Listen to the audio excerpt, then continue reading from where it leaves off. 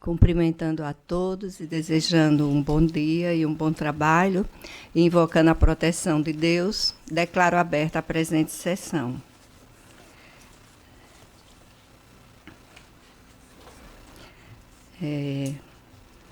Temos na pauta de hoje processos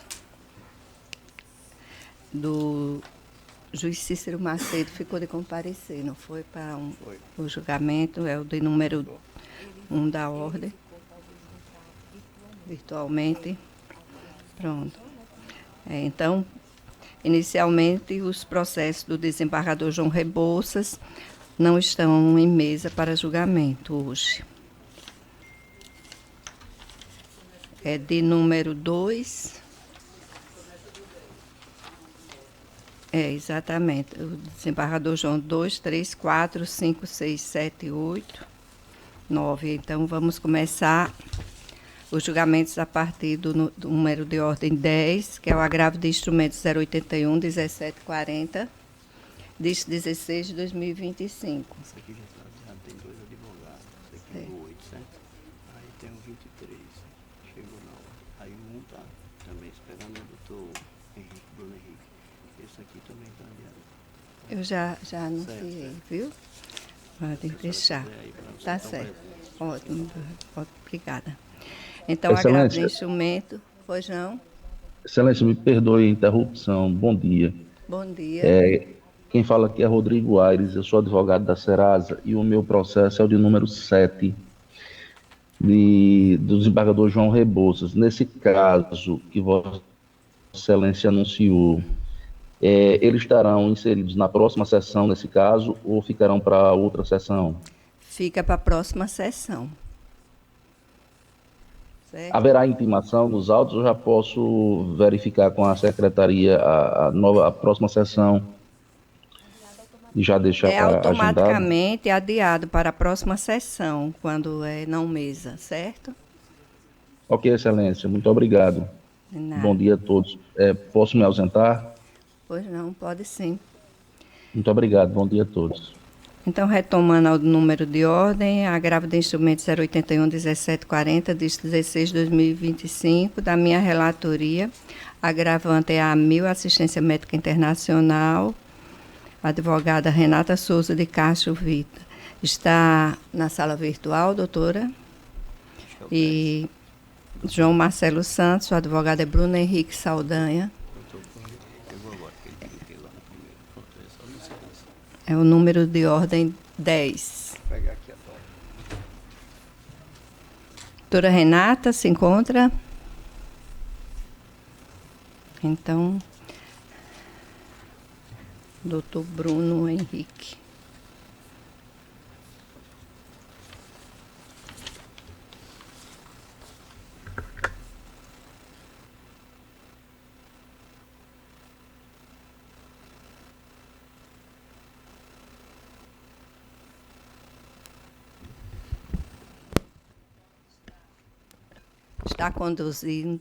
Está sendo conduzido pelo não provimento do agravo de instrumento interposto pela AMIL.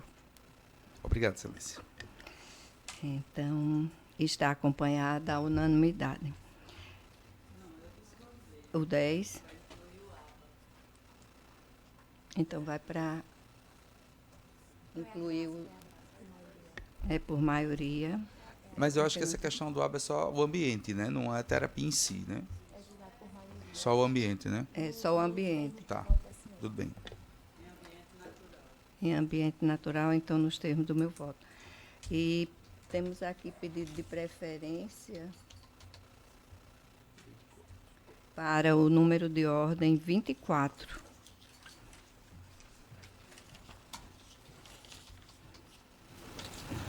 É apelação cível 086-7106, diz 77/2022.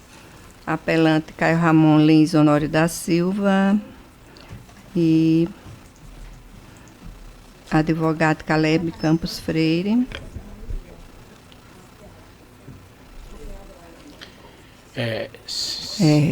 Vossa Excelência fala. pela uma das partes apelantes, no caso são 3, Caio Ramon, Crash Construtoras e Solares Motors. Rodrigo Ribeiro Romano. Senhora presidente. É da relatoria do juiz Guedes, Roberto Guedes. Desembargadora, é o seguinte, a advogada escrita da BMW do Brasil fez uma petição comprovando que na data de hoje tinha já a audiência já devidamente aprazada anteriormente e pediu o adiamento do julgamento para a próxima sessão. No caso, é que só para dizer a Câmara que o entendimento é que estou deferindo o pedido. Certo. E que na próxima terça-feira eu não estarei, porque eu entro de férias amanhã por 10 dias. Então fica para o dia 16 de setembro. Certo. E fica para o dia 16 de setembro. Então o de número de ordem fica adiado. Muito obrigado, 24. senhora. Obrigada também. O 10, eu acho que a gente tem que rever, porque Certo. a promulgação... Mas eu estou falando aqui com a desembargadora sobre o número 10. O 10 tem que rever, porque ele foi provido parcialmente. Ele não foi improvido. Certo. Porque aqui estava negando o provimento.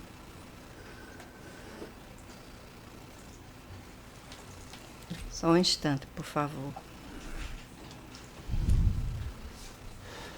Mas a gente pode chamar outro enquanto ele chega. Então, vou passar para o número 13, né? Apelação civil 0800-872 de 58/2023, apelante com CREAL, comercialização limitada, advogado Francisco Gilberto Silveira, de Queiroz Rodrigo Oliveira Gomes. A relatoria é minha, Lourdes Azevedo. Está com vista ao juiz Roberto Guedes, no dia 26 de agosto. É o número 13? Após o visto da relatora, acompanhado pela desembargadora Berenice. Senhora presidente, eu lancei o voto, está no sistema, e eu acompanho Vossa Excelência. O voto fecha já está nesse sentido. Certo. Então, proclamado o voto à unanimidade de número 13, que já houve a sustentação oral, doutor Francisco Salles. Então, passamos agora ao número de ordem 14, apelação civil 080-3097, dígito 66/2023, apelante Banco BMG, e apelada Rita Roseno da Silva, advogado Micael Jonathan Rosa da Costa. Se encontra na sala virtual? Sim, Excelência. Também é da minha relatoria e o voto está no sentido do não provimento, do desprovimento do apelo. Integral, Excelência? Sim, integral. A unanimidade. Então, dispensa a relatoria. Sustentação. Sustentação, de fato. Obrigada, doutor. Bom dia, Excelência. É o de número 23, está pedindo preferência.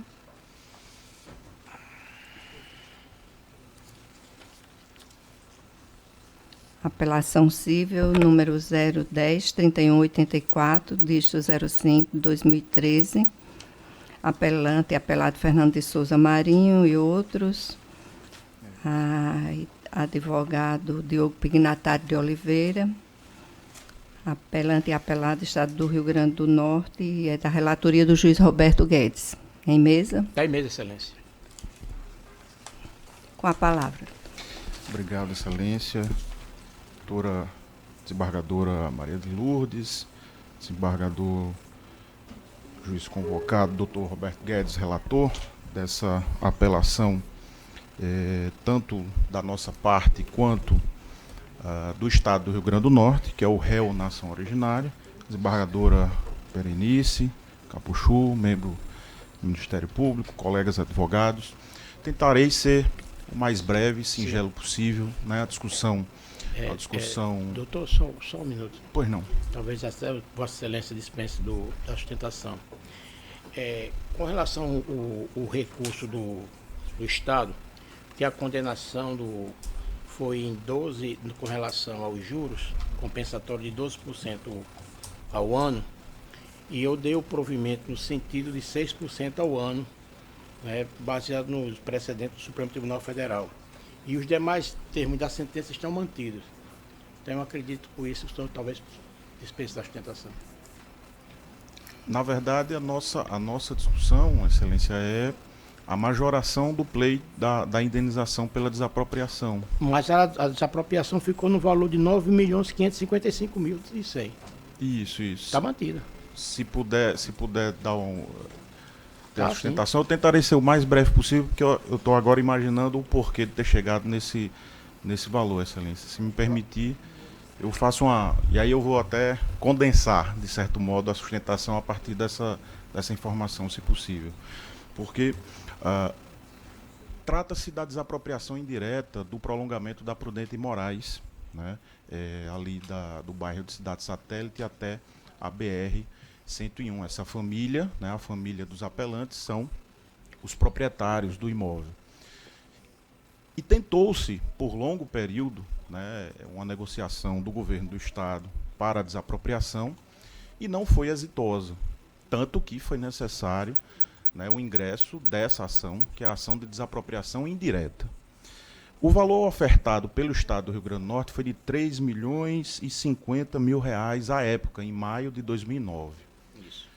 Não foi aceito pelas partes, repito, tanto que apresentado, né, o pleito de desapropriação indireta, né, porque o Estado não fez nenhum depósito, tampouco ingressou com a ação própria de desapropriação, e nós ingressamos com essa ação e foi, ao longo da instrução probatória, realizada uma perícia, né? Por óbvio, é o formato ideal para a resolução de casos como esse, para identificar a justa indenização.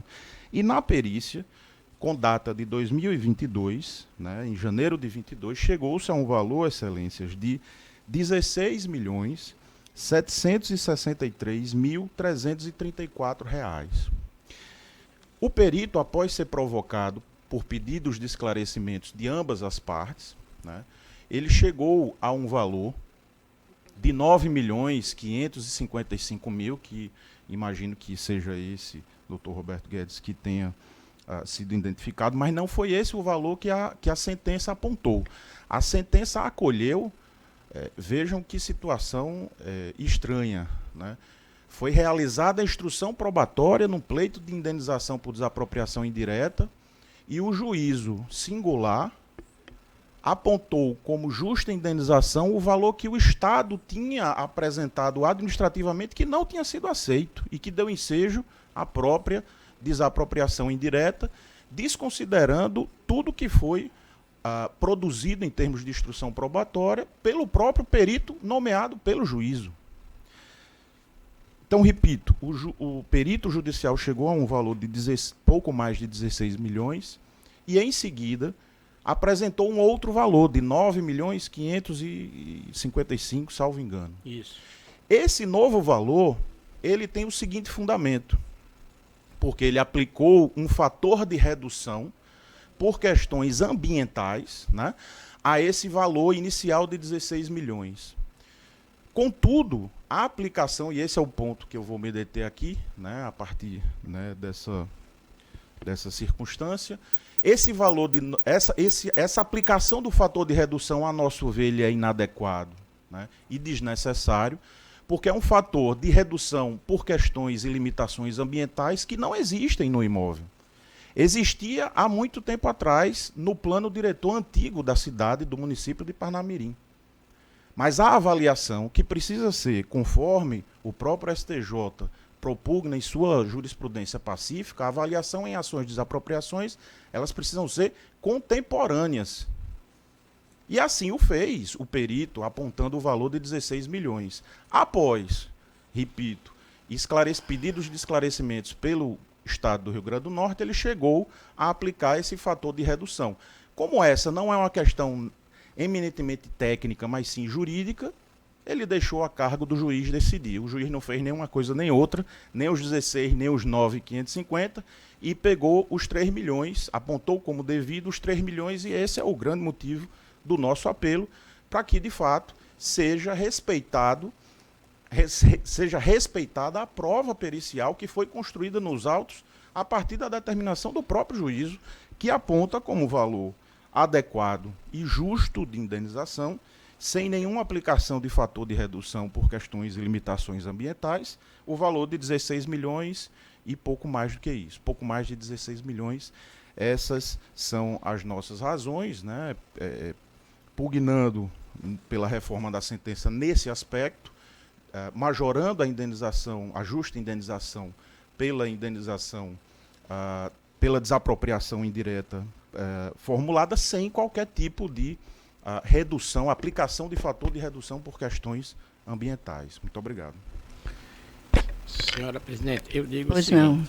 que o laudo pericial judicial prevalece sobre a avaliação administrativa por ser elaborada com metodologia técnica reconhecida, sob o contraditório e por refletir o valor contemporâneo na análise judicial, conforme o artigo 26 do Decreto Lei 3.365 de 1941. A quantia justa da compensação é fixada em R$ 9.555.000, valor indicado pela perícia técnica judicial que considerou a realidade do imóvel à época da emissão na posse e nas limitações ambientais incidentes. Os juros compensatórios visam recompor a perda do uso do bem e devem ser fixados em 6% ao ano, nos termos do artigo 15A do Decreto-Lei 3.365, de ação direta de inconstitucionalidade 2332 do Supremo Tribunal Federal e do tema 1073 do STJ. E os juros moratórios incidem a partir do trânsito em julgado, também a razão de 6% ao ano, conforme previsto no artigo 15b do Decreto-Lei 3.365. Os valores devidos devem ser atualizados pela taxa Selic, desde 9/12/2021, conforme a emenda constitucional 103 de 2021, sendo vedada a capitalização composta dos juros compensatórios. Diante da mora prolongada do ente expropriante com base na tese 865 do STF, o pagamento da indenização deve ser realizado mediante depósito direto, afastando-se o regime de precatórios. Nesse sentido, senhora presidente, os recursos são conhecidos e parcialmente dou providos. É assim que eu caminhei meu voto. E o voto do relator está sendo acompanhado à unanimidade. Então, proclamado o resultado nos termos do voto do relator. E chamando agora o de número de ordem 22, agravo de instrumento 081, 19.000, dígito 41, 2025, agravante, Maria Cleonice da Silva, advogado Luiz Lucas Lima de Oliveira. É da relatoria do juiz Roberto Guedes, o número de ordem 22. Está em mesa, excelência. Bom dia a todos. Saúdo os excelentíssimos desembargadores que compõem esta cola da segunda Câmara Civil, e dos representantes do Ministério Público, serventuais da Justiça e todos aqui presentes. Primeiramente, gostaria de externar a minha alegria em pela primeira vez subir a esta tribuna tão jovem advogado.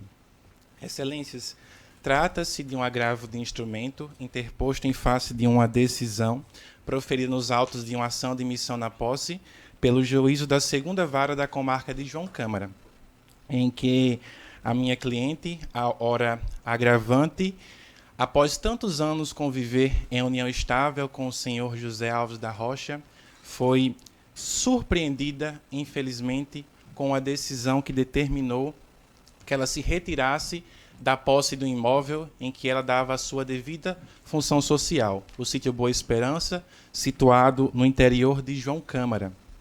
Ela que há tantos anos lá cultivava, criava animais e infelizmente foi surpreendida com essa decisão. É importante salientar, excelências, que a decisão do primeiro grau merece reforma, visto que a agravante ela também tem direitos possessórios e também de propriedade sobre o bem, visto que a união estável é prova inconteste, conforme colacionado nos autos. Ela conviveu em união estável com o senhor José Alves da Rocha até o seu falecimento, em 2019. Inclusive, há uma escritura pública declaratória de notas de 2019 e também há uma sentença judicial proferida pelo juiz da 15ª Vara Federal que reconhece a união estável para fins previdenciários. Portanto, não há o que se falar em posse injusta por ser uma posse legítima, que decorre da união estável juntamente com o senhor José Alves da Rocha. E é importante salientar quanto a essa legitimidade possessória, por isso que a decisão merece reforma por ser justamente uma posse legítima. E também é importante destacar que a agravante ela dá a devida função social a esse terreno, como já mencionei, com o cultivo de plantas e também com a criação de animais. E também deixo aqui claro mais um motivo que merece reforma a decisão que determinou a emissão da posse da agravante, porque não há o que se falar em dilapidação do patrimônio. Ao contrário, a retirada da agravante acarreta um abandono da terra e prejuízos graves ao acervo hereditário, porque todos nós aqui sabemos qual fim se leva esses imóveis que são desocupados e permanecem sob litígios acerca da herança. O imóvel ficará totalmente abandonado, porque os agravados, no caso o espólio, sequer sabem onde esse imóvel se situa. Então, ao contrário, não há o que se falar em dilapidação do patrimônio. A retirada da agravante acarretaria em abandono da terra e prejuízos graves e talvez irreparáveis ao acervo hereditário.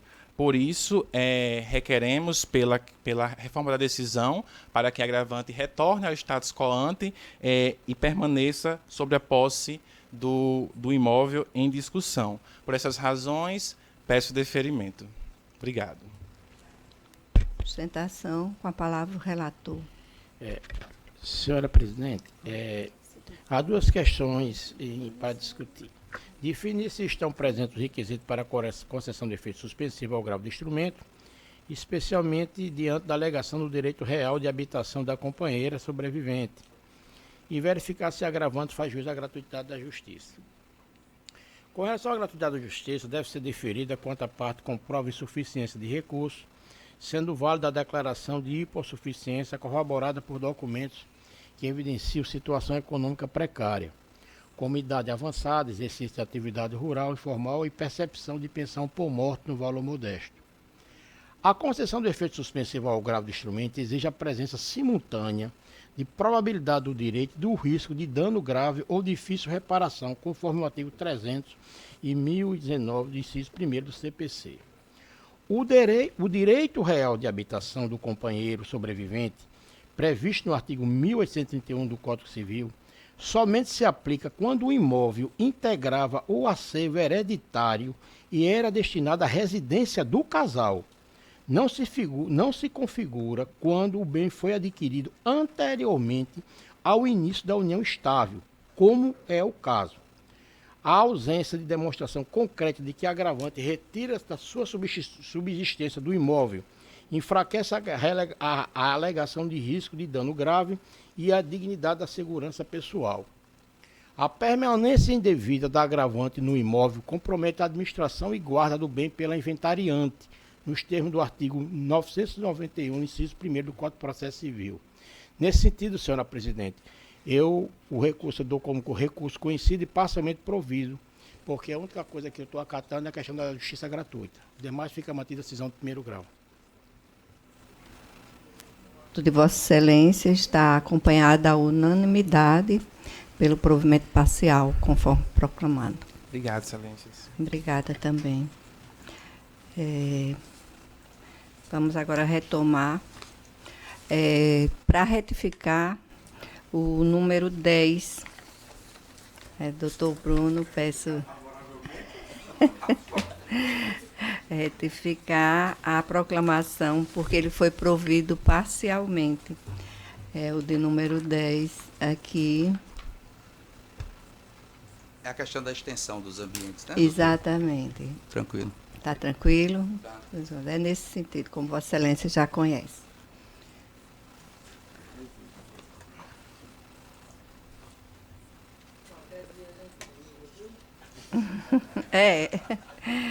Eu não sou irredutível. Número 20 é o agravo de instrumentos 080 9799, dígito 31 2025, da relatoria também do juiz Roberto Guedes.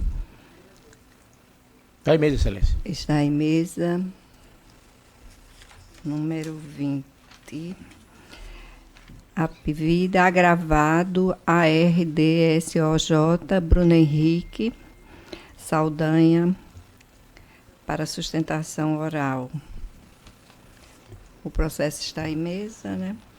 Eu acredito que ele vai dispensar. O voto está sendo encaminhado pelo conhecimento e desprovimento do recurso. Então, dispensa. Dispenso. Senhora Presidente, considerando que é o último processo que eu tenho escrito, os outros dois do desembargador João Rebouça, eu peço licença a Vossa Excelência só para fazer um registro. Pois não. Que a gente está aqui, nós estamos no mês de setembro, e o mês de setembro, ele tem duas vertentes, que é o setembro amarelo e o setembro verde. O setembro amarelo diz respeito à questão da prevenção ao suicídio, né, diante de, nós estamos aí na doença do século, que se chama a depressão, e também estamos no setembro verde, que diz respeito à inclusão da pessoa com deficiência. E nessa parte aí eu não falo como advogado, mas não sei se todos sabem ou alguns sabem, mas eu sou o presidente do Conselho Municipal da Pessoa com Deficiência de Natal. E posso afirmar categoricamente que se tem uma política que é esquecida pelo poder público, chama-se a da pessoa com deficiência. Em 6 meses que eu estou do cargo, o máximo de convites que nós recebemos, e olha que nós somos um conselho que inclusive opina sobre o orçamento municipal da pessoa com deficiência, o máximo que nós recebemos de convite é para tirar alguma foto para ser utilizada futuramente para campanhas políticas. Mas eu deixo o meu registro que em 2 anos e meio de mandato que nós temos pela frente ainda, vamos tentar mudar alguma coisa.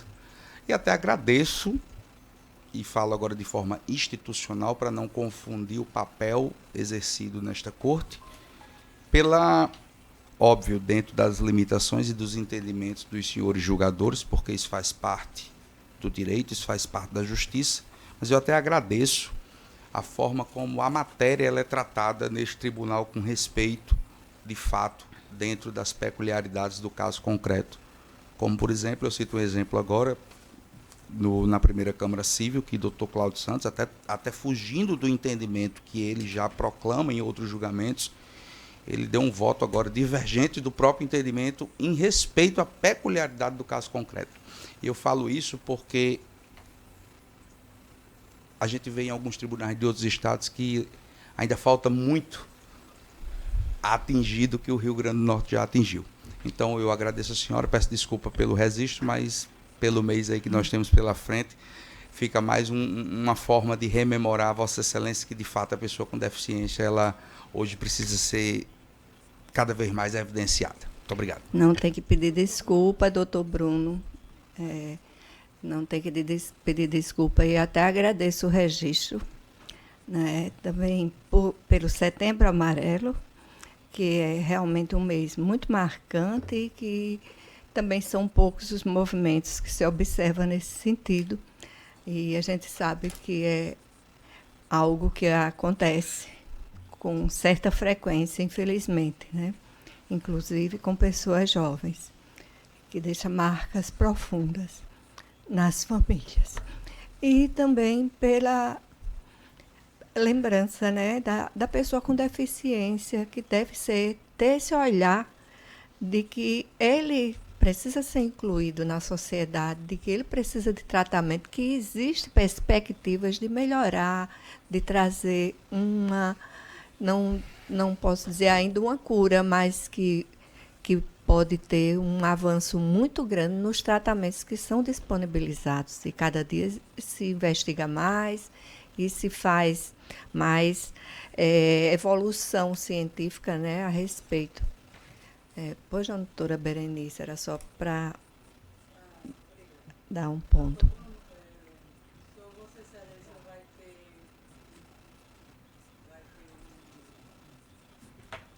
Uma carta na manga para negociar. Só você não tirar mais as fotos. Estava bem pensando que era coisa séria. Daqui né? uns dias eles não vão me convidar mais, porque toda vez que convidam eles escutam as verdades que eles não gostam muito, não. Mas vamos lá. Tchau. Tchau, bom dia. Então, retomando a partir do número. A senhora estava no evento, né? Que foi de preferência, então acho que agora volta para 15, né? Aqui já foi. Eu não sei o que é 15. Tem demais, eu não. Eu tinha uma neta para nascer no ano passado, faz 7 meses. Só era o que a gente pensava, meu Deus, já são 7 que não tem, 7 netos. Por favor, que vá para bem longe. Mas ontem a gente teve uma notícia do filho da minha sobrinha. Nasceu, tem 3 anos. Desde que ele nasceu, o seu nome, ele é diferente, né? Ele não fixava o olhar, sabe? Ele não fala, tem 3 anos. E ontem fecharam o dia dele. Autista. Autista. Quase todas as famílias, né? Eu tenho também na família. A grande investigação é essa. Qual é a causa que está... Porque o aumento é imenso.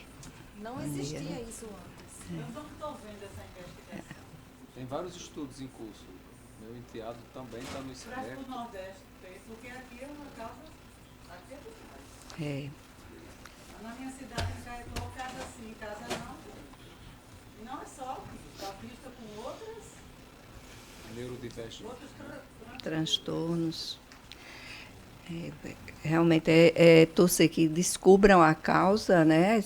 E que haja tratamentos para isso, para essa doença. Aponta por multicausalidade. Até alimentares, né? Assim, alimentação e tal. Mas vamos agora para o número 15 da pauta. Deixa eu marcar aqui.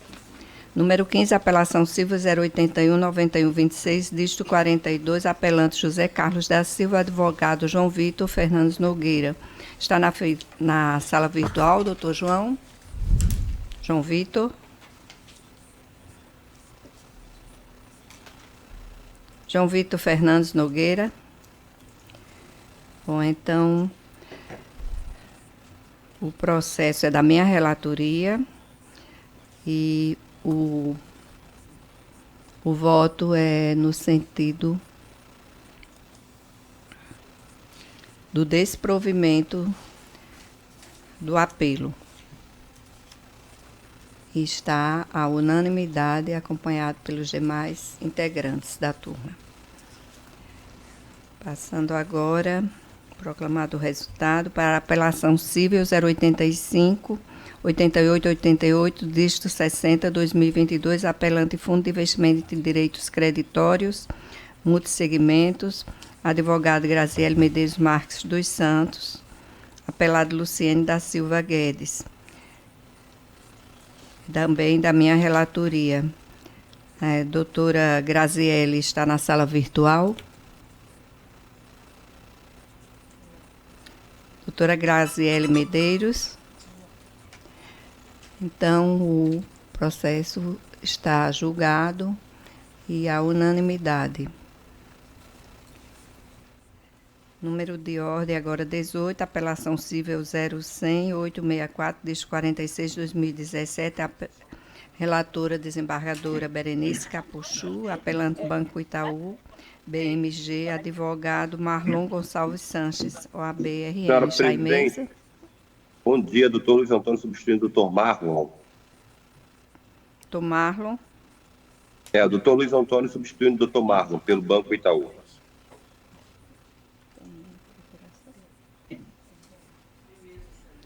Está em mesa.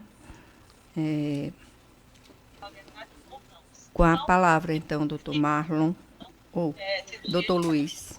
Agradeço, senhora presidente. Sendo breve, na verdade, aqui a nossa defesa, a nossa intenção é insistir na tese de legitimidade do Banco Itaú. Vez que o banco, vez que nesse caso desse contrato, pertence ao Banco BMG, por isso que nós afirmamos na nossa defesa, bem como no nosso apelo, ele não pertence ao nosso conglomerado. É basicamente isso, entendendo que a sentença foi injusta e pedindo o provimento do nosso recurso. Agradeço, senhora presidente. Muito obrigado. Com a palavra. Estou trazendo voto pelo conhecimento e negando o provimento, exatamente porque o banco ele não demonstrou que o ajuste tinha sido celebrado de forma válida, não se desencumbindo do ônus que lhe cabia, conforme o artigo 373, inciso 2 do CPC, corroborando a tese de que os descontos efetuados se deram de forma indevida. É como trago o voto, excelência. Certo, e o voto da relatora está acompanhado da unanimidade. Obrigado. Portanto, pelo Bom dia a todos. desprovimento. Bom dia, doutor. Com licença. Número de ordem 19. Apelação civil 080-4039, dígito 95, 2019. Também da relatoria de Vossa Excelência, desembargadora Berenice Capuchu. Apelante Caroline Lima, espólio de Agildo Sérgio, advogado César Tatagiba, Mariane Amantino, César Tatagiba. Não sei. Chaza, eu não sabia pronunciar. Chaza. Obrigada, doutora. Com a palavra, relatora.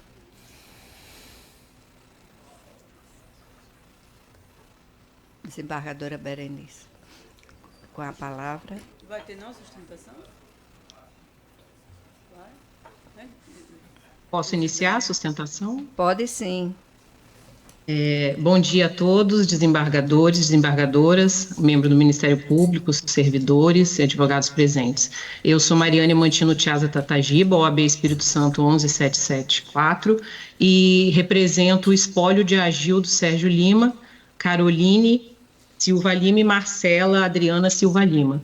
Nós apelamos e também somos apeladas nesse processo, onde a sentença, o caso aqui trata-se de um imóvel que houve uma compra e venda em 2011, e o Agildo, veio a falecer devido a um câncer do tipo melanoma, e ele morava no Pará. A partir de então, ele passou a buscar a cura, se internando no hospital em São Paulo, não conseguindo, veio a tentar tratamento em Miami e, posteriormente, em Israel, onde ele faleceu. A partir de então, os pagamentos a partir da descoberta da doença, que foi em 2012, e o contrato havia sido firmado em julho de 2011, os pagamentos começaram a ter certos atrasos, mas sendo feitos e recebidos sem nenhum embargo, sem nenhum tipo de contestação pela parte contrária, que é a senhora Michele.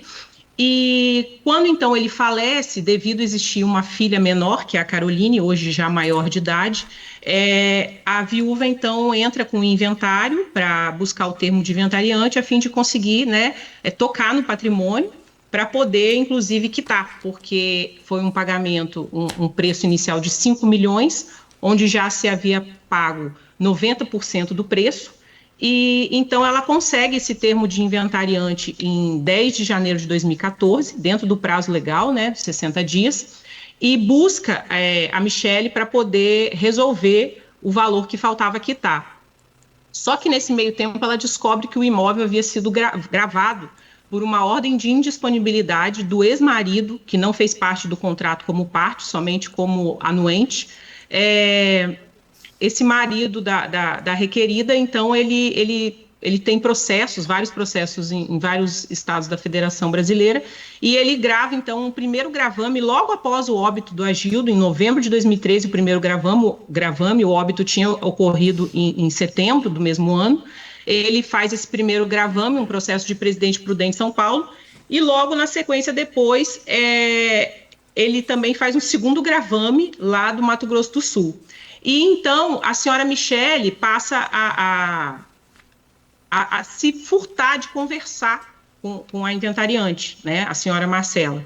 E ela, o que acontece? Ela firma um contrato de locação por um longo prazo de 10 anos sobre este imóvel, que já era objeto, né, de venda, e lá, então, se instala uma igreja.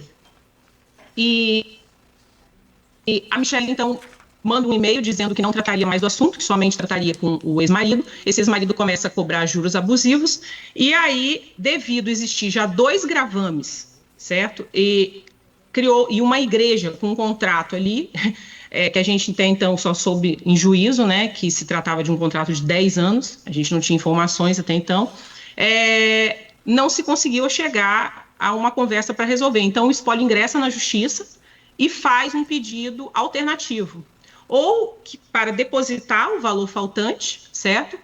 Ou rescindir o contrato. E aí, durante o processo, então, a Michelle providenciou, após a contestação, na contestação ela reconhece um valor incontroverso de 592.589,11, onde o espólio, então, deposita judicialmente, esse valor está depositado, vinculado ao processo, R$ 592.589, a fim de, então, esse valor, como em contestação foi reconhecido pela Michelle, foi depositado, a fim de o processo seguir. E ela retirou os 2 gravames, né, e veio a sentença. E na sentença, então, reconheceu que um dos pedidos alternativos, que foi a rescisão, porém reconheceu com culpa do meu cliente, do espólio de Agildo, do comprador. Então, nós ingressamos com a apelação no sentido de que seja reconhecida que a culpa não foi do comprador, até porque no parágrafo 1º da cláusula contratual do contrato de compra e venda havia ali a questão de motivos que independessem da vontade do comprador. Ele ficou doente, uma doença severa do melanoma, e a juíza sustentou que seria a culpa do comprador por atrasos reiterados. Só que esses atrasos, eles eram de conhecimento da senhora Michelle, sempre ocorreram, sempre foram pagos, aceitos e nunca reclamados. Tanto que quando ele morre, ela jamais buscou resolver essa situação. O tempo perdido, o longo excesso de tempo até aqui, ele beneficia a Michelle, pois ela está na posse de um imóvel explorando o contrato. Hoje já tem uma clínica de hemodiálise lá dentro desse imóvel, e são aluguéis altos, na ordem de R$28 mil. Então, ao longo desse tempo todo, ela já recebeu mais de 3 milhões de aluguel com a exploração de um imóvel, e nós só viemos a descobrir que ela se mudou para os Estados Unidos na primeira audiência, em Parnamirim, que nós comparecemos pessoalmente, a qual ela faltou, os advogados também, e ali, então, a gente entendeu todo o cenário de sumiço dela, né, no pré-processual. Então, o nosso recurso no sentido de que seja reconhecida que a culpa foi da senhora Michelle e não do espólio, que sempre foi a única parte que buscou proativamente resolver essa situação, né, fez atos eficazes, ingressou judicialmente, buscou, depositou o valor que ela reconheceu como incontroverso na contestação, e também para que seja, então, retirada a sucumbência recíproca, porque um de nossos pedidos foi acolhido. Então, nesse sentido, o nosso recurso. E com relação ao recurso da senhora Michelle, ela pede aqui a nossa cliente pague mais ainda, né, na casa aí de mais de 4 milhões, que ela pague o restante. Entretanto, não houve pedido de reconvenção, né? Ela não entrou com nenhuma ação de cobrança, quem ingressou, ao contrário, fomos nós. Ela pede também arras ou retenção de 25%, o que não foi objeto de contestação, né? Então seria uma supressão de instância, seria uma inovação recursal. Então é nesse sentido. Só atualizando Vossas Excelências, a nível de fatos atuais, o imóvel com essa clínica de hemodiálise, ela ofereceu, esse imóvel foi gravado com indisponibilidade pelo juízo da primeira instância, e a Michelle chegou a oferecer esse bem à venda para o inquilino. Isso foi documentado através de uma execução provisória que nós ingressamos na primeira instância, e foi deferido, reconhecido pela juíza, pela farta documentação ali, ela ofereceu por escrito, verbalmente, o inquilino também declarou, tudo lá no processo, e então ela tenta vender esse bem novamente, a ponto de deixar a execução, né, vazia quando ela começar a acontecer. Então, a juíza deferiu o pedido de arresto, e o imóvel foi gravado com o pedido de arresto na primeira instância, para garantir uma futura execução, uma vez que a Michele, ela só se beneficiou com esse contrato. Ela recebeu mais de 4 milhões, está na posse do bem, auferindo aluguel na ordem aí de R$28 mil por mês, e não entregou, ao ponto que a minha cliente pagou, né, e não consegue nem reaver o dinheiro e nem tomar posse do imóvel. Então, esse é o caso que se apresenta a Vossas Excelências, né? Entendo que é um caso, assim, de uma delicadeza, uma complexidade, por vários detalhes que existem no processo, por isso vim tentar me colocar também à disposição em algum esclarecimento que possa se fazer necessário. Obrigada. Com a palavra a relatora. Temos também, desculpe, pedido de sustentação oral, pela parte Michele Henrique de Nascimento, com a doutora Mariana Marino França. Está na sala virtual. Doutora Mariana Marino. Se encontra? Não. Então, não está virtualmente. Com a palavra, então, desembargadora.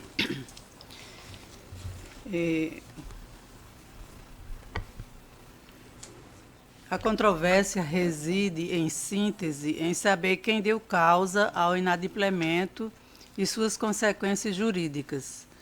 Não obstante o alegado grave estado de saúde do comprador falecido, reconhece-se que o ordenamento jurídico não isenta necessariamente o cumprimento das obrigações patrimoniais personalíssimas, que é o patrimonial transmissível, em virtude de enfermidade, tão pouco como o falecimento de algumas das partes, transmitindo-se aos seus sucessores o ônus decorrente dos direitos e deveres contraídos. Pela primazia do Pacta Sunt Servant, desde que o contrato não possua cláusula que os iniba de cumprir com a referida obrigação.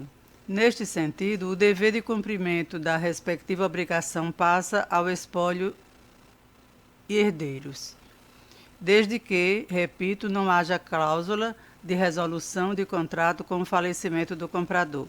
Ademais, conforme disposto no artigo 475 do Código Civil, abro aspas, a parte lesada pelo inadimplemento pode pedir a resolução do contrato, se não preferir exigir-lhe o cumprimento, cabendo, em qualquer dos casos, indenização por perdas e danos. Fecho aspas. A jurisprudência do Superior Tribunal de Justiça é firme no sentido de reconhecer que, na hipótese de resolução contratual por culpa exclusiva do comprador, é legítimo o exercício do direito pelo vendedor de reter parcela dos valores pagos a título de indenização mínima pelos prejuízos sofridos, mesmo que haja pagamento superior à metade do preço ajustado, especialmente em contratos de compra e venda imobiliária. Ademais, acrescento que o contrato em exame devidamente trouxe as cláusulas que se encontram nos itens V1.1 e V2.2, que dispõem sobre a transmissão da obrigação para os sucessores, para o cumprimento da obrigação, deixando bem claro que o contrato em questão não se quitaria com o falecimento do comprador ou vendedor. Além disso, mesmo que o contrato seja omisso quanto à possibilidade de retenção de valores pagos pelo vendedor na rescisão motivada pelos sucessores do comprador, por medida de legítima justiça e com base em entendimento consolidado do STJ, ao vendedor deve ser garantida a justa compensação. Logo, ainda que se reconheça a boa-fé e a difícil situação enfrentada pelo comprador, o acolhimento do pedido para a quitação do contrato pelo valor residual sem atualização acarretaria prejuízo injusto à vendedora. Assim, a rescisão do contrato por culpa do comprador é juridicamente adequada, devendo a parte vendedora reter percentual dos valores pagos a título de cláusula penal compensatória, observando-se o entendimento consolidado pelo STJ.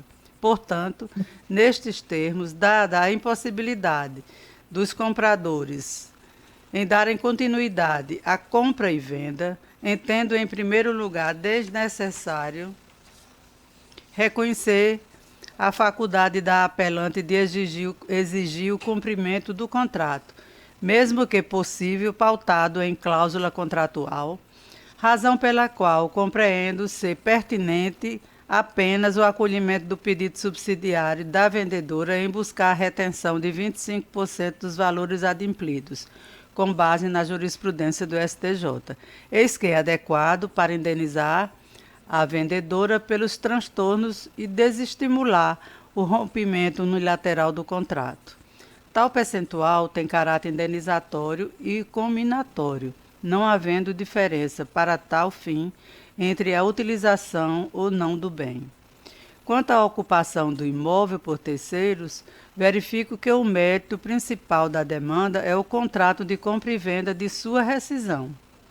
Eventuais danos relativos à locação irregular do imóvel, o que foi omisso no contrato, ainda que de alguma relevância, não influenciam no julgamento do mérito principal da lide sobre rescisão contratual e restituição de valores, razão pela qual a discussão específica sobre a igreja ocupante torna-se desnecessária neste momento processual.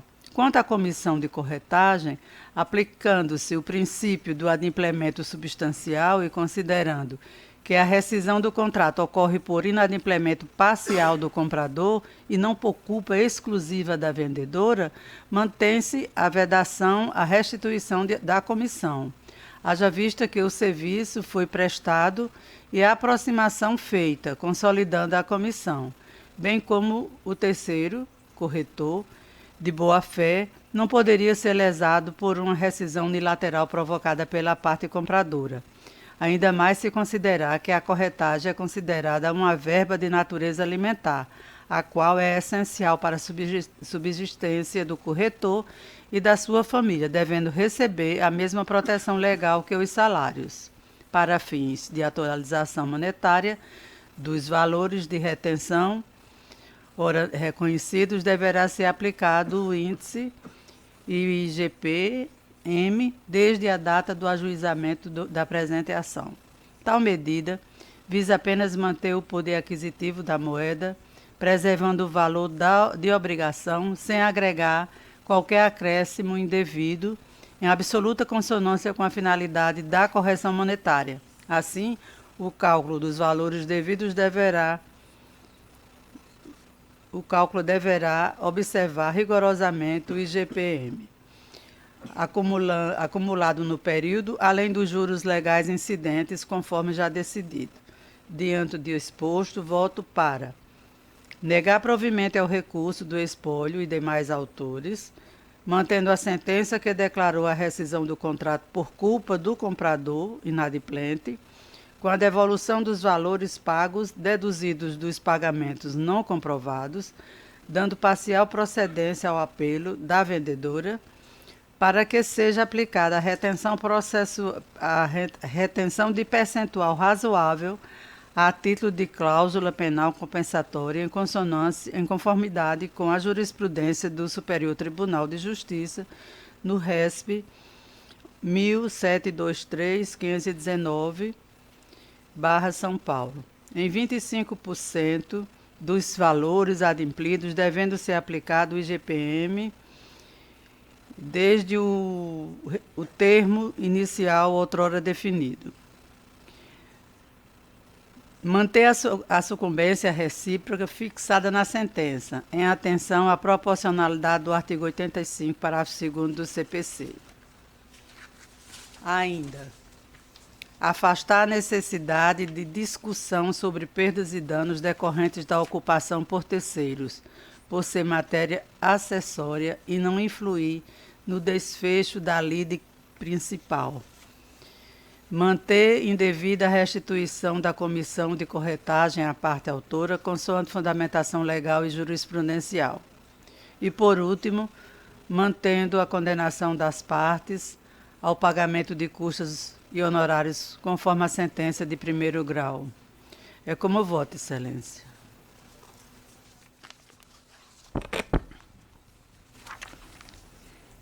O voto de Vossa Excelência está acompanhado à unanimidade no sentido do parcial provimento.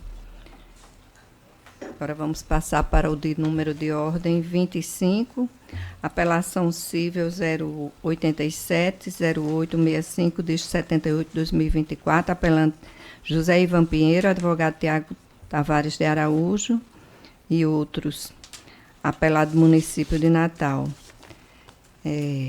Se encontra na sala virtual o advogado Tiago Tavares. Me encontro sim, Excelência. Bom dia. É de Guedes. Bom dia. Relatoria do juiz Roberto Guedes. Está em mesa, Excelência. Está em mesa.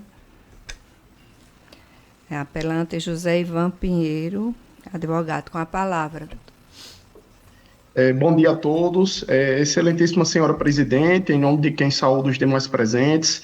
Esse caso é de um servidor do município de Natal, que ele é servidor antigo da prefeitura. Então, antes de 1994, ele exerceu por mais de 10 anos uma função gratificada. Ele incorporou uma gratificação Jeton, certo? Depois de 1994, ele continuou a trabalhar em outra função gratificada. E nessa nova função gratificada, ele recebia uma gratificação de maior valor. Então, o que a gente está pedindo nesse processo é que essa gratificação que ele já tem incorporada, ele seja substituída pela gratificação de maior valor, conforme a permissão na legislação local, no artigo 76.3, a linha A da Lei Orgânica do Município de Natal. Na sentença, o juiz consignou que não seria possível essa substituição, porque ele teria que exercer durante mais 10 anos com essa nova gratificação para poder substituir.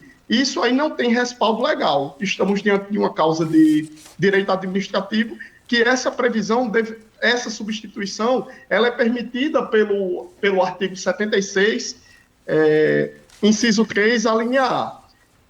Então, em razão disso, a meu ver, o caso é bastante simples, mas vem sendo dada uma interpretação totalmente teratológica, de que o servidor teria que cumprir mais 10 anos para poder substituir essa gratificação. Em razão disso, a gente apresentamos a apelação e pedimos provimento do recurso. Com a palavra o relator. Senhor presidente, senhores desembargadores, a questão em discussão consiste em verificar a possibilidade jurídica de substituição de gratificação incorporada por outra de maior valor, com base no artigo 76, inciso 3º da Lei Orgânica do Município de Natal. Considerando o tempo de exercício declarado e os critérios legais para a incorporação, a substituição de gratificação incorporada existe o cumprimento cumulativo dos requisitos previstos no artigo 76, inciso 3º da Lei Orgânica Municipal, incluindo o exercício da nova função por, no mínimo, 6 anos, com percepção contínua da vantagem por o ano menos de 12 meses. O servidor impetrante incorporou a gratificação Jeton antes da vigência da emenda 08 de 94, mas não preencheu os requisitos legais para a nova incorporação, tendo exercido a função comissionada por apenas 4 anos e 9 meses. Não há direito adquirido à substituição de gratificação incorporada com base em regime jurídico anterior, sendo necessária a observância do ordenamento vigente à época do novo pedido. A jurisprudência do STF afirma não existir direito adquirido a regime jurídico, exigindo-se apenas o respeito à irredutibilidade dos vencimentos. A presunção de legitimidade dos atos administrativos não foi lidada por provas robustas, não se verificando ilegalidade ou abuso de poder que justifique a concessão da segurança. A permanência do servidor por mais de 12 meses à nova função não basta, por si só, para autorizar a substituição da gratificação incorporada, devendo ser comprovado o atendimento integral dos critérios legais. E nesse sentido, senhora presidente, eu conheço do recurso e nego o provimento. É assim que encaminho o voto. E o voto do relator, de Vossa Excelência, está acompanhado à unanimidade. Então, proclamando o resultado,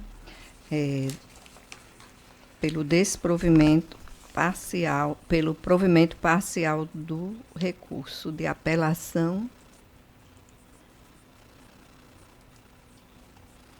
Só um momento. Conhecer da apelação e negar-lhe provimento nos termos do voto do relator. Desprovimento integral. Desprovimento integral. E agora passamos para a última página. Temos de número 11, agravo de instrumento 081-2461, dígito 65-2025. Agravado Unimed e agravante Carolina do Nascimento Rodrigues. Pela Unimed, o advogado Salatiel Pereira da Silva Júnior está inscrito. Está na sala virtual. Presente, Excelência, bom dia. Bom dia. O processo é da minha relatoria. Com a palavra.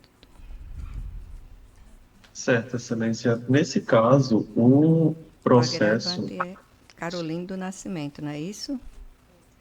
Exatamente, eu represento a Unimed Natal. E eu estou negando provimento ao recurso. Certo, Excelência. Então, nesse caso, negando provimento ao recurso, como se trata de um agravo de instrumento, eu dispenso a sustentação oral. Ok.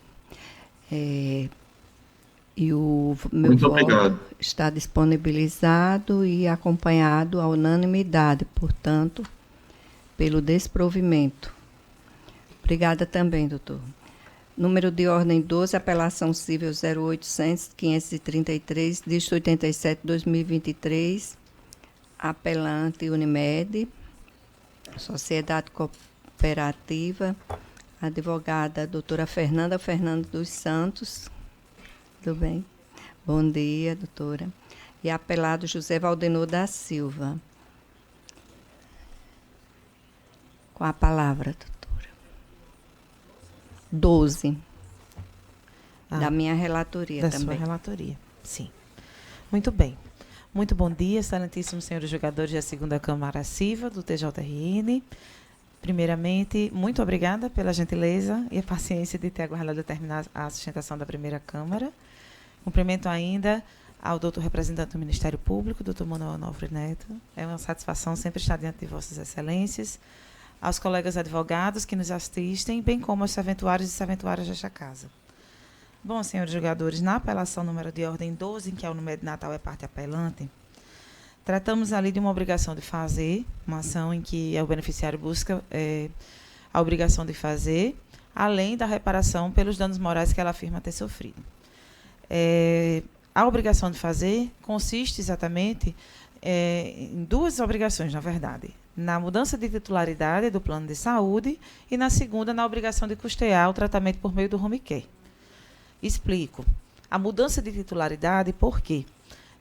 A parte adversa contratou o plano coletivo por adesão, em que são partes, como os senhores muito bem sabem, a administradora de benefícios e a operadora de saúde. A administradora de benefícios, por força, inclusive, da resolução normativa 557/2022 e da própria legislação pertinente, a administradora de benefícios é que faz todas as contratações, alterações contratuais, exclusão de beneficiários, de dependentes, que faz a análise da elegibilidade, enfim. Todas as questões relacionadas à manutenção do contrato, tanto a formação do contrato quanto a manutenção e até mesmo ao encerramento do contrato, é feita pela administradora de benefícios. Neste caso, a UQUE, certo? Cabe ao Unimed Natal a prestação do serviço médico hospitalar. E ao beneficiário, tanto o custeio da mensalidade quanto a usufruir do serviço médico hospitalar. O que ocorre? A condição de elegibilidade era tida por meio do titular do contrato, que, se eu não me engano, pelo que eu entendi dos autos, ele veio a falecer, e os beneficiários dependentes buscavam que essa titularidade do titular do plano de saúde, do coletivo por adesão, fosse estendida aos demais, mesmo sem existência do titular do contrato, que era a pessoa que tinha a elegibilidade daquele contrato. Como disse aos senhores, essas questões relacionadas à elegibilidade, ao contrato ventilado entre as partes, é feita pela administradora de benefícios, razão pela qual iniciamos o nosso recurso requerendo o reconhecimento da ilegitimidade passiva por parte da Unimed Natal quanto a este julgamento com relação à titularidade do contrato. Muito bem. Superada essa preliminar de ilegitimidade, senhores julgadores, eu gostaria de trazer mais uma vez a essa tribuna as questões relacionadas à obrigatoriedade de custeio do serviço de home care. Como os senhores podem perceber dos autos e da própria legislação vigente, o home care é um serviço que não é previsto contratualmente, certo? Além disso, ele também não tem previsão de obrigatoriedade de custeio por meio da Lei 9656 de 98, nem mesmo a partir da alteração da Lei 14.454 de 2022. Então, estamos diante de um claro caso em que a operadora não dispõe de obrigação legal de custear tal tratamento. E, como disse aos senhores, por força de disposição contratual, também não existe a obrigatoriedade de contrato. Vamos lá. Superadas essas questões legais e ainda contratuais, há que se trazer aos senhores julgadores o fato de que a regulamentação do home care, do sistema de tratamento por meio do home care, ela não é feita pela ANS diretamente, ela é feita por meio da Anvisa, por meio da RDC 11 de 2006, como os senhores podem perceber. Nesta RDC 11 de 2006, é estipulado qual é o papel da operadora de saúde e em que consiste tal tratamento. É uma extensão do tratamento que é iniciado dentro do ambiente hospitalar e é levado para o ambiente domiciliar a partir de uma solicitação médica. Então, é necessário que o médico, né, faça a prescrição e a recomendação para que aquele tratamento, a partir de alguns parâmetros, seja realizado dentro do ambiente hospitalar. Mas o tratamento dentro do ambiente domiciliar, ele não é feito de uma maneira aleatória. Não é única e exclusivamente com base na prescrição médica, diga-se de passagem. Existe uma tabela da ABMID e dentro dessa tabela da avaliação de critérios, se o paciente está inserido ou não dentro daqueles critérios, é que então se recomenda que o paciente dê continuidade ao seu tratamento dentro do ambiente domiciliar, o que é o caso dos autos. E toda essa assistência dentro do ambiente domiciliar é prestada por meio do sistema de apoio, que é o SAD, né? Que é de atendimento domiciliar. Então, senhores julgadores, o que a Unimed Natal está requerendo por meio do julgamento, além, inicialmente, do reconhecimento da preliminar com relação à ilegitimidade passiva, é que os senhores observem que não existe ilegalidade por parte da operadora de saúde em não fornecer tal tratamento, porque não foi demonstrado nos autos que aquela solicitação médica ela atendia aqueles requisitos previstos na tabela ABMID e não representava nenhum ilícito civil, né? Porque não existe a obrigatoriedade, como disse os senhores julgadores, dentro da legislação vigente, nem muito menos dentro do contrato que foi ventilado entre as partes. Então, nesse sentido, trazendo as bases legais, as bases contratuais e essas questões técnicas que não foram observadas dentro do julgamento do julgador da Tavênia, é aqui a nossa manifestação, para requerer dos senhores julgadores a reforma do julgamento, no sentido de reconhecer que não existia a obrigação por parte da Unimed Natal de custear tal tratamento, certo? E que, em razão disso, não existe um ilícito civil a ser reparado por uma indenização por danos morais. Então, nem a obrigação, que foi determinada a obrigação de fazer, nem muito menos a obrigação de reparação de ordem moral. Então, senhores julgadores, requerendo o provimento das nossas razões, né, conhecimento e provimento do nosso recurso, é aqui a nossa manifestação nessa tribuna. Obrigada, doutora Fernanda, pela sustentação. O voto está no sentido de negar provimento ao recurso da Unimed. e está acompanhado à unanimidade. No caso, o voto, a legislação e a súmula normativa 13 da ANS assegura a manutenção dos dependentes do plano após o falecimento do titular.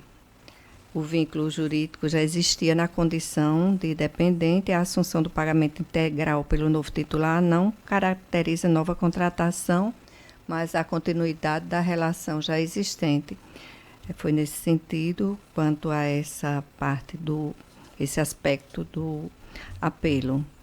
Então, e a ausência de vínculo com entidade de classe perde força diante dessa proteção contratual e legal do dependente sobrevivente, certo?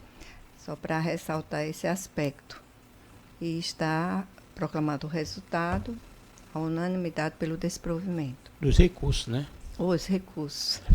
Foram 2. Os recursos, 2 recursos. Sim. 2 recursos. Isso, né? Ambos os recursos. Está aqui no plural, eu que falei no singular. Mas no voto constam os 2.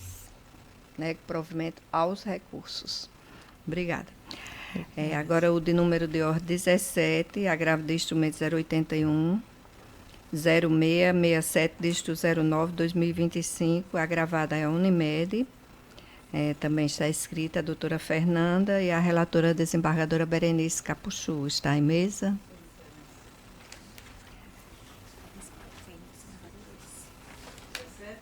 O 17.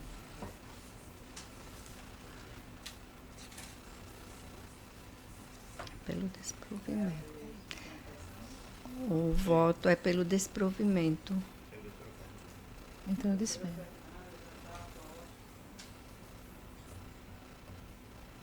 Mas o agravo é da 16ª Defensoria Civil.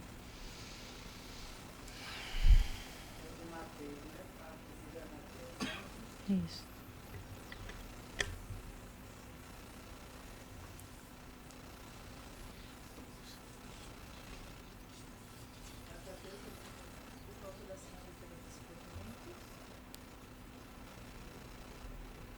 Se for acompanhado pelos demais julgadores, eu irei declinar da oportunidade de debater, porque nós somos parte agravada. Está. Isso. Então, agradeço a oportunidade. Tá unanimidade, viu, doutora Fernanda? Obrigada. Obrigada também. O número de ordem 21, agravo de instrumento número 081, 011, 16, dígito 29, 2025, agravante Unimed, Sociedade. E também está escrita a advogada, doutora Fernanda Fernandes, para o número de ordem 21. Agravado Karen Sofia Vale de Moura, da relatoria do juiz Roberto Guedes. Está em mesa, excelência. Em mesa, excelência. Considerando o teor da matéria, em que nós já trouxemos em outra oportunidade aqui na tribuna, eu irei declinar e agradecer aos senhores julgadores a oportunidade do debate. Obrigada, então. E o voto do relator está no sentido do conhecimento e desprovimento do recurso e acompanhado da unanimidade. É isso, doutor Roberto Guedes? Isso mesmo, senhor. Então, encerrada a parte judicial com os julgamentos. Ficou faltando só o de número 1. Ele não veio, nenhum convocado ainda também não chegou. Certo. Então, fica para a próxima, né? É. E doutor Roberto Guedes, vamos passar para a parte administrativa, né? Só o 24 que fica para a próxima sessão. Ficou adiado, É. né? A pedido da advogada. Bom dia. Então, ordem administrativa. Inicialmente, eu gostaria de fazer uma moção de congratulações pela passagem do natalício da senhora Maria Lucivan Fontes Azevedo, a esposa do desembargador Cornélio Alves, que ocorrerá amanhã, dia 3 de setembro do ano em curso. Todos acompanham, o Ministério Público se associa. Pronto, então, também uma moção de congratulações pela passagem do natalício da desembargadora Maria Zeneide Bezerra, que ocorrerá dia 7 de setembro do ano em curso. Uma data bem simbólica para que ela nascesse. Realmente teria de nascer no 7 de setembro. E integrou esta Câmara, tive a oportunidade de tê-la como companheira, a desembargadora também, não foi? Alguns. Não, foi a substituiu. Sempre com muita alegria, com muita reverência e trazendo sempre as imagens das santas. Eu sinto muita falta, porque ela sempre trazia uma santa, uma Nossa Senhora de Fátima, uma Nossa Senhora de Lourdes, nas sessões. Então, quase 100 anos, é fabuloso. Então, merecidas congratulações para ela pela passagem do natalício. E também desejar as boas-vindas ao Procurador-Geral de Justiça, 13º Procurador-Geral, doutor Manuel Onofre, procurador que acompanhará as sessões durante todo o mês de setembro. Seja bem-vindo aqui à Câmara. É uma honra e um prazer enorme tê-lo aqui ao nosso lado. Muito obrigado, Excelência. A honra é toda minha. Desembargadora Berenice, alguma proposição?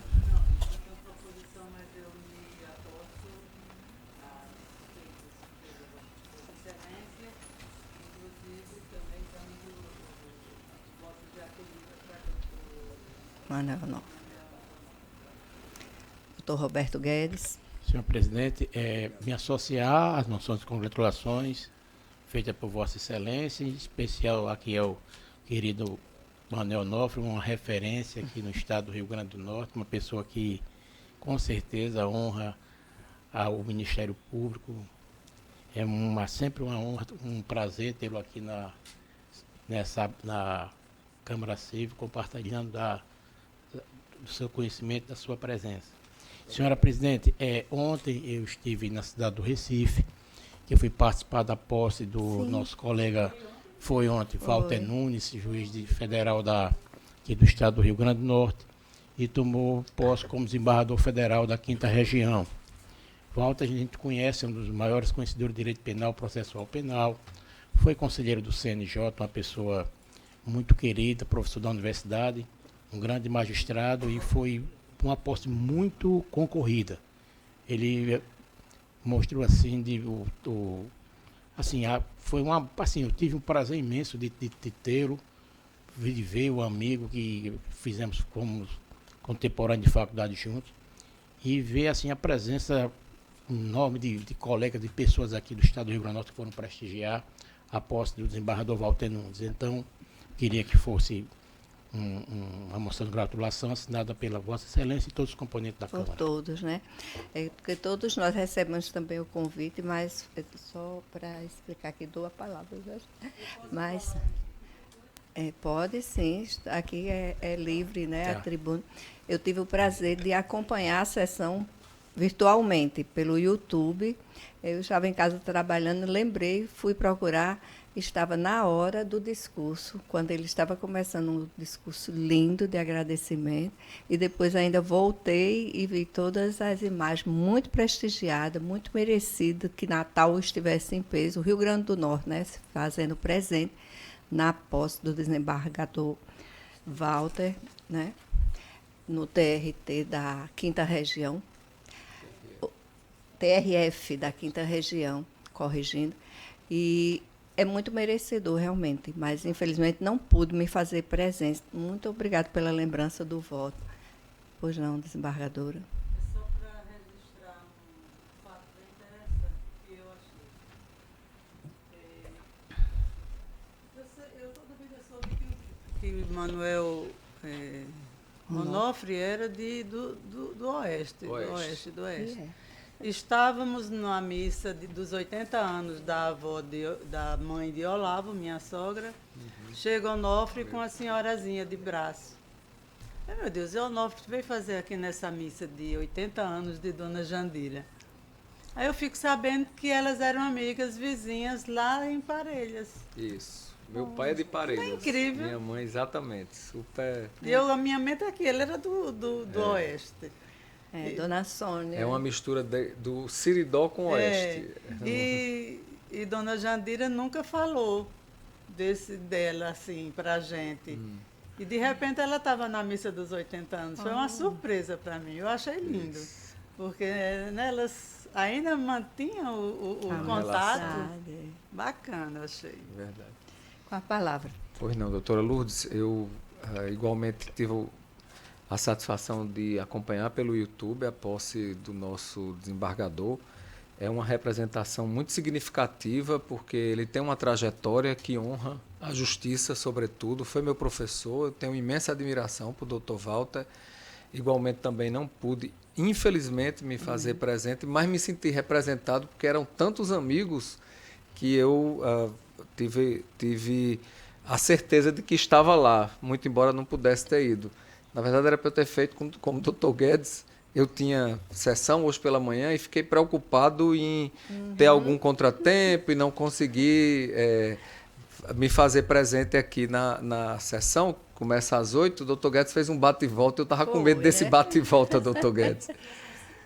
Isso, mas é um registro realmente importante, porque é uma conquista mais do que merecida e é um percurso que todos nós aplaudimos de pé, porque ele é absolutamente merecedor.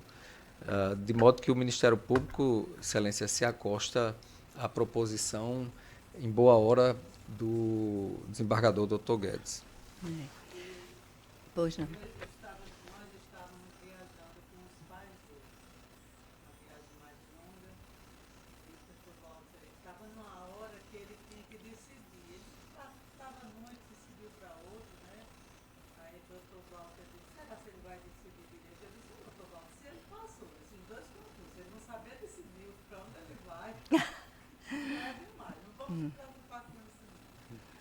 Aí eu, quando eu vejo de volta, eu só me lembro do casal.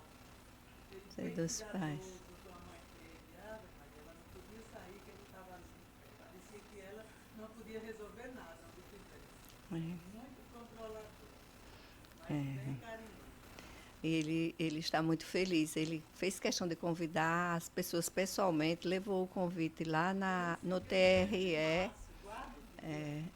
Lá no TRE, eu recebi o convite das mãos dele, aqui também, como desembargadora, mas infelizmente não pude comparecer, mas sei que ele vai representar muito bem. Fazia 9 anos que o Estado não tinha uma representação no TRF, ele acentuou bem isso e queria muito a presença, né, para mostrar a força do Rio Grande do Norte, e isso aconteceu.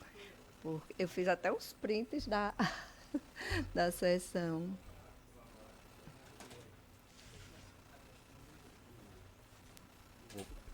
Da magistratura, porque eu acho que o ano passado a doutora Cibele Benevides, que era do procuradora Ministério da República, Público, é pela magistratura, Público, né? é isso mesmo. Mas ele acentuou mesmo, que era a magistratura, que o último tinha sido Edilson, não é? Doutor Edilson, eu acho. 15 anos. Não. Foi, mas eu acho que foi de Alagoas. Bom, temos o norte rio-grandense lá, com muito orgulho, fez uma declaração de amor muito bonita à esposa. E a família, e que ele seja muito feliz, muito abençoado, né?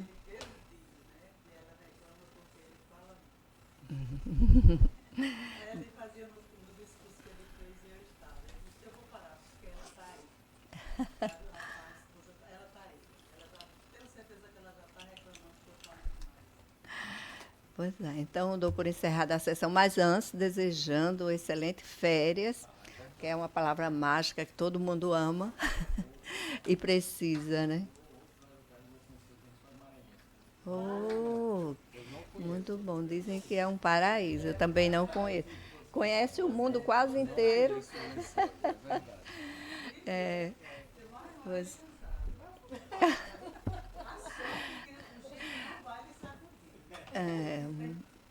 Pois muitas felicidades, desembargador, nas férias aí. Sejam bem aprazíveis. Encerrada.